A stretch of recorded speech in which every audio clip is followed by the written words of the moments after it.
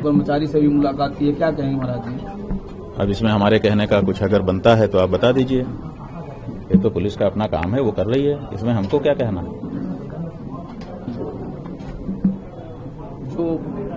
जो आरोप लगाए जा रहे थे उन्हीं को वो बयान दर्ज करने उन्हीं हाँ, पे तो गए उसी की तो जांच कर रहे हैं। आरोप की ही जांच कर रहे हैं, तो स्वाभाविक है कि वो जाएंगे ही, बात करेंगे ही। इसमें कुछ भी ऐसा नहीं है जिसमें हमको कुछ कहने की जरूरत है। महाराज जी, हम लोग पिछले 20 साल से हम लोग आ रहे हैं मठ, लेकिन ये पहली बार है कि वीडियो की टीम आई और जांच करके गई। इसकी जानकारी है आपको? ऐसा है कि जब आक्रमण होता है तो इसी तरह से होता है, सारे विभाग सक्रिय हो जाते हैं, अपनी अपनी निष्ठा दिखाते हैं, तो सब अपना अपना काम करें, क्या दिक्कत है। हमारी जो बात है वो यही है कि गौ रक्षा होनी चाहिए। सकल हिंदुओं की भावना है कि गौ माता की रक्षा हो। जो लोग इस देश में राजनीति करते हैं, जनता के वोट लेते हैं, उनको अपने मतदाताओं की भावनाओं का संरक्षण करना चाहिए। विशेष करके उनको जो लोग इसी मुद्दे पर लोगों का वोट लेकर के सत्ता में आए हों। तो ये जो हमारी बात है वो यथावत है। उस बात को चुप कराने के लिए या धारा को मोड़ करके दूसरी दिशा देने के लिए आप जो भी प्रयास करें वो आपका तरीका हो सकता है, हमारा नहीं हो सकता है। महाराज जी, अब वहाँ के बाद अब यहाँ भी हो सकता है आपसे भी पूछताछ करने के लिए इधर तो हम तो कह रहे हैं भैया, वगैरह मिली है अभी तक कोई नोटिस नहीं मिली है। जब आएंगे तो हम उनसे बात करेंगे, क्या दिक्कत है। नहीं, तो ये जो एफआईआर हुई उसके बाद से कुछ पुलिस ने आपसे संपर्क किया या कुछ उनकी टीम ने कुछ बात किया? ऐसा है कि अभी तक हमारे पास उनकी तरफ से कोई संपर्क नहीं किया गया है, ना कोई सूचना दी गई है, ना कोई नोटिस दिया गया है। ये कहा जा रहा है कि पुलिस ने उनका मेडिकल करवा लिया है, मेडिकल करवाने के बाद उनके बयान भी दर्ज हो गए हैं और जो जानकारी मिल रही है कि बच्चों ने बयान वही जो एफआईआर में कहा गया है। ऐसा है कि आपकी अपनी जानकारी है, दुरुस्त ही होगी, हम कहाँ मना कर रहे हैं। सबसे बड़ी जो बात है वो ये है कि उन बच्चों से हमारा क्या कनेक्शन है। जो बच्चे कभी हमारे सामने नहीं आए, जो हमारे संस्था में कभी भी प्रविष्ट नहीं हुए, उन बच्चों का आप 1000 मेडिकल टेस्ट करा लीजिए, हमसे उसका क्या कनेक्शन है वो आपको सिद्ध करना है। उसके बारे में चर्चा बता रहे हैं। माघ मेले में भी बच्चे आए थे, 1 साल पहले भी कुंभ में आए थे। इतनी पुरानी बातें निकाल रहे हैं, क्या उस समय शिकायत नहीं करनी चाहिए थी, जैसे जो पुराना मामला बता रहे हैं? अब बात यह है कि सब प्रश्न ही हैं, बहुत सारे प्रश्न हैं। बहुत सारे प्रश्न ऐसे हैं जिनको अभी हम लोग कह भी नहीं सकते, क्योंकि मामला मुकदमा विचाराधीन है, सब बातें कह भी नहीं सकते हैं। लेकिन बहुत सारे प्रश्न हैं जो खड़े हुए हैं और उन सबका तो विचार करना ही पड़ेगा। अच्छा, ये जो अभी जो एफआईआर हो गई उसके खिलाफ कुछ आप लोगों की कोर्ट जाने की तैयारी है आपकी? हमने बताया था कि हमारे अधिवक्तागण काम कर रहे हैं। एक चित्र इस समय लोग हमको भेज रहे हैं जगह जगह से, ये देख लीजिए। ये कौन है महाराज जी? बताएं कौन है साथ में? ये देख लीजिए, थोड़ा बता इसके बारे में जरा बताइए। आप लोग देख लीजिए। ये एक स्टूल है, स्टूल के ऊपर केक रखा हुआ है, उसको काटा जा रहा है। प्रायः ये जन्मोत्सव मनाने के लिए आजकल नया जो जमाना आ गया है, बर्थडे सेलिब्रेशन, उसमें ये सब किया जाता है। यहाँ पर वही हो रहा है। एक व्यक्ति ये खड़े हैं, ये कौन है? इनको आप जानते ही हैं, यही आज के सबसे बड़े धर्माचार्य इस समय के यही हैं। हाँ, जिनको आप लोग जी महाराज कह के संबोधित कर रहे हैं, वही हैं ये जी महाराज। और ये जो केक पर चाकू रख करके उसको काटने ही जा रहे हैं, इनको भी देख लीजिए। इनके गले में माला पड़ी हुई है, और देख लीजिए, पहचान गए आप लोग? पुलिस अफसर है क्या? ठीक है, थोड़ा जैसे संभल वाले हैं क्या? हम लोग भी पहचान। अजय पाल सिंह जी, आप इनका नाम है अजय पाल सिंह जी। इस समय यही मुखिया हैं जिनके अंडर में ये जांच का कार्य चल रहा है।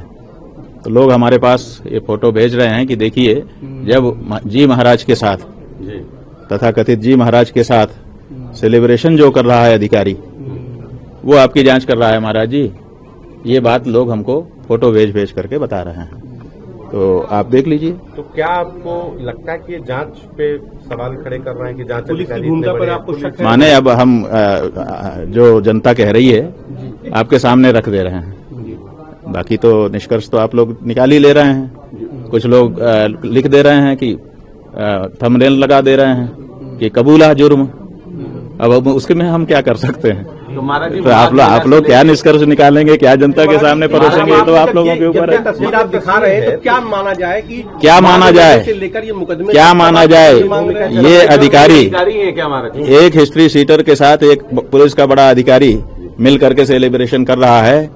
ये अपराधी और पुलिस का जो गठजोड़ है, ये चित्र बखूबी इस बात को कह रहा है और उत्तर प्रदेश में ये सब हो रहा है। 21-22 मुकदमे दर्ज होने के बाद भी केक काट रहे हैं। हाँ, क्या तो कहेंगे इस पे? आप देख लीजिए। इस पे हम कुछ हम आपकी टिप्पणी? हम क्या कहेंगे अब इसमें? चित्र ही जो कुछ कहना कह रहा है। तो महाराज जी ये चूंकि जिन पुलिस अधिकारी की आप ये देखिए तस्वीर थोड़ा दिखा बड़ा रहे करके इन्होंने ला दिया, शर्मा। पकड़ लीजिए। हैं, जिनकी तस्वीर आप दिखा रहे हैं जयपाल शर्मा की, ये इसका मतलब कुंभ में भी पिछले साल थे। तो आप ये क्या मान रहे हैं कि कुंभ में जो घटना हुई और जब अब ये जो अधिकारी- FIR हुई सब कुछ प्री प्लान है? आपको लगता है सब योजनाबद्ध है। देखिए हम बात बता रहे हैं ना कि 18 तारीख को सवेरे हाँ, हाँ। संगम के नोच पर हमको रोका गया। उसके बाद फिर जो कुछ तांडव करना था किया गया। उसके बाद 18 तारीख की शाम को ही एक मुकदमा यही व्यक्ति करता है, तथाकथित जी महाराज, और वो कहता है कि हम रास्ते से जा रहे थे अपनी यात्रा लेकर के। हमारे जो शिष्य हैं, प्रमुख शिष्य मुकुंदानंद जी, वो आए और उन्होंने हमको पटक दिया और पटक करके हमारा गला दबा रहे थे, माने मारना ही चाहते थे।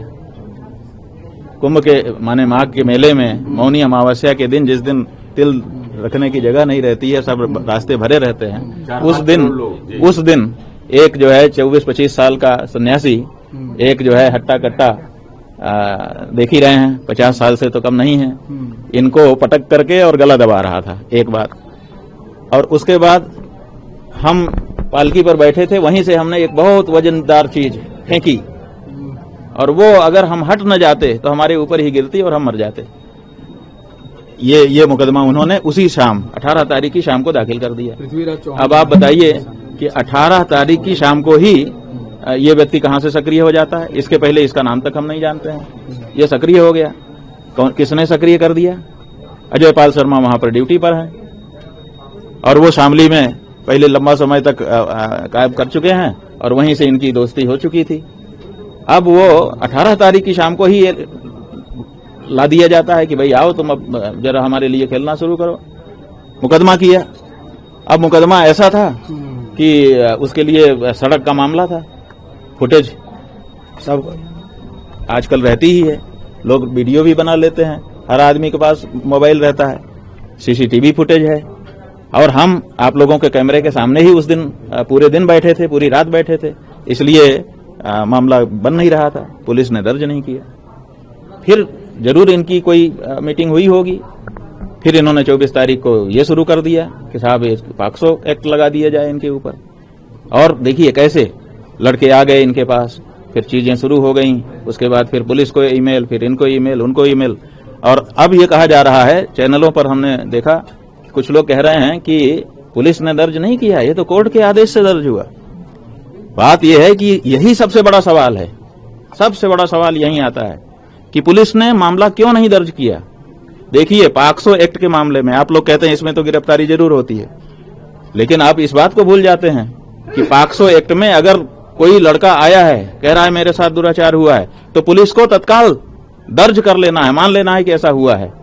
तो आप बताइए कि पॉक्सो एक्ट का मुकदमा जब पुलिस के थाने में गया, ये महाराज जी महाराज जो आप लोग जी महाराज कह रहे हैं, वो लेके गए, तो आप बताइए कि पुलिस ने क्यों दर्ज नहीं किया।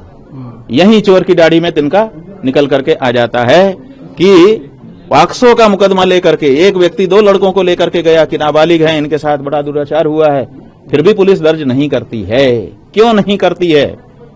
पॉक्सो जैसा मुकदमा, उसमें तो तत्काल पुलिस को सक्रिय हो जाना चाहिए, जो बच्चा कह रहा है उसी को मान लेना चाहिए और मान करके तत्काल उसका मेडिकल कराना चाहिए, तत्काल उसको जुवेनाइल बोर्ड को सौंप देना चाहिए, तत्काल उस पर कार्रवाई करनी चाहिए।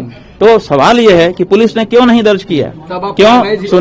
सुनिए, क्योंकि चोर की दाढ़ी में तिनका होता है पुलिस ही एक कहानी बना रही थी, इसलिए पुलिस को डर था कि गड़बड़ ना हो जाए। ऐसा करते हैं, कोर्ट से आदेश करवा के तब करते हैं, तब कोर्ट से आदेश करवा करके तब ये दाखिल कर दिया गया मुकदमा। अब उनके पास ढाल हो गई कि साहब हम तो कोर्ट से आए हैं, हमने डायरेक्ट नहीं किया। क्यों नहीं किया? सबसे बड़ा सवाल यही है कि पॉक्सो जैसा मुकदमा, बच्चों के साथ अत्याचार अन्याय का मामला, और पुलिस के पास वो बच्चे जाते हैं, वो कह रहा है कि मैं तो बच्चों को लेके गया था, और इन्होंने दर्ज नहीं किया, कृपया हमारा सुने। फिर वो कहता है कि मैंने दूसरी तारीख को ईमेल किया बड़े अधिकारियों को। बड़ी अधिकारी ईमेल पाने के बाद उन्होंने भी कुछ नहीं संज्ञान लिया। क्यों नहीं लिया? क्योंकि बड़े अधिकारी पहले से मिले हुए थे, वो सोच रहे थे कि हमारी निंदा ना हो जाए, इसलिए पहले कोर्ट से ले लेते हैं, चुप रह जाते हैं, तब जाकर के कोर्ट में मामला गया है। तो महाराज समझ रहे हैं? महाराज जी, और कोर्ट में जब धारा 22 के अंतर्गत हमने सारा मामला रख दिया, अपने प्रमाण सामने रख दिए, उसके बाद जो आदेश आया उसमें उसका कोई उल्लेख ही नहीं किया गया कि इनकी तरफ से भी कोई बात कही गई है। और 14 पन्ने का लंबा, जैसा कि वकीलों ने आप लोगों को से बताया ही है कि इतना लंबा जजमेंट लिखा, सुप्रीम कोर्ट, हाई कोर्ट, जाने कितनी रूलिंग भर दिया, लेकिन ये नहीं बताया कि वो लड़के हमारे पास आए कैसे, कहां से आए। जब हमारे विद्यालय के छात्र नहीं थे, हमारे से उनका लेना देना कोई संबंध नहीं था, तो कैसे वो आ गए? तो ये जो बात है, ये अपने आप में साबित करती है कि ये पुलिस की सह पर मुकदमा हिस्ट्री सीटर महाराज जी कर रहे हैं, और साथ ही साथ उस पुलिस को निर्देश कहां से मिल रहा है इसका भी अनुमान हो जा रहा है। कल रमाशंकर दीक्षित भी यहाँ पर आए थे, अपनी बात रख रहे थे। इस बात का इन्वेस्टिगेशन फेयर कैसे होगा? क्योंकि अगर अजयपाल अब बात यह है कि हमने तो दिखा दिया, जनता के सामने जो तथ्य है वो रख दिए। जनता ही हमको ये बातें बता रही है, हम तो जानते नहीं थे, हम तो इनको जानते भी नहीं थे जी महाराज को। जनता ने ही बताया, एक एक पीड़ित निकल करके आया कि हमारे साथ ये किया है, हमारे साथ ये किया है, हमारे साथ ये किया है। हम क्या कह सकते हैं? की बात करेंगे कि इन्वेस्टिगेशन किसी और से? बात यह है कि जो कुछ जरूरी होगा वो सब कहा जाएगा, लेकिन वो तो हम नहीं कह सकते ना, वो तो अधिवक्ता करेंगे। क्या कोर्ट में आपके लीगल पैनल की ओर से ये बात कही जाएगी कि पुलिस ही इसमें? बात यह है कि जो जरूरी होगा लीगल पैनल वाले जो समझेंगे सब कहेंगे। हम तो आपके बात एकदम, हमारी बात जो है वो आम बात है, हम लीगल एस्पेक्ट सोच करके नहीं बोल रहे हैं। जो तथ्य एक आम आदमी के मस्तिष्क में आते हैं वो हमारे भी आ रहे हैं, आपके भी आ रहे हैं, और सुनने समझने वालों के भी आ रहे हैं, तो वही बात हम कह रहे हैं। कल एक व्यक्ति आया था, वो भी कहा कि हमको प्रलोभन दिया गया था। आप देखिए ना, वो व्यक्ति आया और कितना डरा हुआ था, उसको धमका रहे हैं कि देख लेना, फिर जी लेना। ये क्या बात है? लड़का माने जो उन्होंने भेजा है ईमेल, उस ईमेल में लिखा है लड़का / लड़की। इसका मतलब कि वो पहले से प्लान किए हुए हैं कि एक लड़का का और एक लड़की का इसमें हम करवाएंगे। तो अब वो खोज रहे हैं कि कोई लड़की का माता पिता खड़ा होकर कह दे कि हमारी नाबालिग लड़की के साथ इन्होंने किया। माने शंकराचार्य संस्था को समाप्त कर देने के लिए कितना बड़ा षड्यंत्र किया जा रहा है। हम आपसे, आपके माध्यम से कहना चाहेंगे कि ये मामला भारत के दुर्लभतम मामलों में माने प्रवेश कर रहा है। इसमें अगर ये सच है कि शंकराचार्य ने कोई दुराचार किया है, तो भी मतलब दुर्लभतम श्रेणी में है। शंकराचार्य से ये आशा मतलब सपने में भी नहीं की जा सकती है। तो इसलिए इस पर बहुत अब पूरे देश को ध्यान दे करके लड़ने की जरूरत है, क्योंकि ये बहुत बड़ा मामला बना दिया गया है। अगर ऐसा हुआ है तो फिर बहुत कड़ा, इतना कड़ा कि जितना कड़ा कुछ नहीं हो सकता, आज तक इतिहास में नहीं हुआ, उतना कड़ा दंड घोषित करना पड़ेगा, तभी ये न्याय हो सकेगा। और अगर ये झूठा है, जैसा कि है ही हमारा कहना है, तो जिन लोगों ने ये आरोप लगाया है उनके ऊपर भी कड़ा से कड़ा दंड मिलना चाहिए। अब ये मामला इस तरह का नहीं है कि कोई आया और मुकदमा कर दिया और चल गया। अब ये मामला पूरे देश का मामला है और पूरे समाज का मामला है, और इस मामले को बड़ी गहराई के साथ ट्रीट किया जाना चाहिए, और विलंब किए बिना दूध का दूध और पानी का पानी होना चाहिए। प्रधानमंत्री राष्ट्रपति से कुछ महाराज जी कहना चाहेंगे? भाई, प्रधानमंत्री राष्ट्रपति, उनसे हम कहें, क्या उनका देश नहीं है? क्या उनके देश में इतनी बड़ी जो बात उठ गई है कि उनके देश का शंकराचार्य दुराचारी हो गया है, एक प्रश्न ये उठ गया। और दूसरा प्रश्न ये उठ गया कि शंकराचार्य जैसे निष्कलंक व्यक्ति के ऊपर इतना बड़ा कलंक लगाना कहानी बना करके, ऐसे लोग आ गए। दोनों ही प्रश्न तो गंभीर है ना, तो दोनों प्रश्न की गंभीरता क्या देश के राष्ट्रपति, प्रधानमंत्री और दूसरे लोग नहीं समझ रहे हैं। इसलिए अब ये परीक्षा है कि इतने बड़े मामले पर देश कैसे रिएक्ट करता है। जी, बहुत बड़ा मामला है, कोई छोटा मामला नहीं है। महाराज जी, 18 जनवरी को आपने मौनी अमावस्या के दिन अधिकारियों को आपने एक तरीके से उनको वार्निंग देते हुए कहा था कि ये मेला प्रशासन के लोगों ने मिलकर कराया है, जब आपको स्नान नहीं करने दिया गया। भाई हम जो देख रहे थे वही कहा था हमने। क्या उसी दिन से आपके खिलाफ स्क्रिप्टिंग शुरू हुई और उसमें अजयपाल शर्मा की भूमिका महत्वपूर्ण थी? भाई हम तो बता रहे हैं 18 तारीख को सुबह, 18 के पहले कहीं कुछ था? 18 के पहले हम अपना काम कर रहे थे, वो अपना काम कर रहे थे। 18 के बाद से ही तो शाम को ये व्यक्ति उदित हुआ और इसने पहला मुकदमा दर्ज कराया। मैंने कह रहा है कि हम उसी दिन थाने में गए थे, उसके बाद फिर हम ईमेल भेजा, फिर ये किया, फिर वो किया, फिर ये किया, फिर ये किया, फिर करता ही चला जा रहा है। फिर जाने कितने थानों में, जाने कितने मुकदमे दाखिल करवा दिए। तो ये 18 से ही तो शुरू हुआ है। इसकी जो शुरुआत है वो 18 मौनी अमावस्या का दिन है और उसके बाद से एक के बाद एक होता जा रहा है। और अजयपाल शर्मा वहां पर नियुक्त हैं और उनका हमने चित्र ये देखिए दिखाई दिया कि महाराज का जन्मदिन मनाया जा रहा है। महाराज, चित्र के बारे में कुछ और पता चल पाया? ये कब की तस्वीर खींची गई, कहाँ की तस्वीर? बात यह है कि ये तस्वीर आई है, आप लोग इसको खोजिए। हमको तो जनता भेज रही है, ये तस्वीर जनता के द्वारा हमारे पास आई है कि ये देखिए महाराज, इनसे आप, जनता जो भेज रही है उसका ये कहना है कि इनसे आप क्या जांच की उम्मीद रखेंगे, क्योंकि ये तो उनके साथ मिलकर के सेलिब्रेशन कर रहे हैं। लगभग 2 दर्जन मामले महाराज जी शिकायतकर्ता के ऊपर हैं। क्या इनकी भी भूमिका को अजयपाल शर्मा या वहाँ की? अब बात यह है कि हम बहुत ज्यादा नहीं कहेंगे, हम केवल चित्र आपके सामने रख रहे हैं।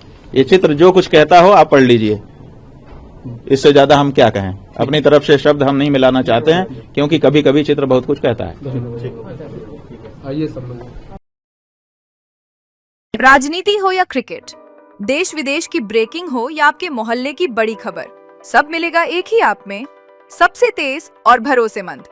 अभी डाउनलोड करें दैनिक भास्कर डिजिटल।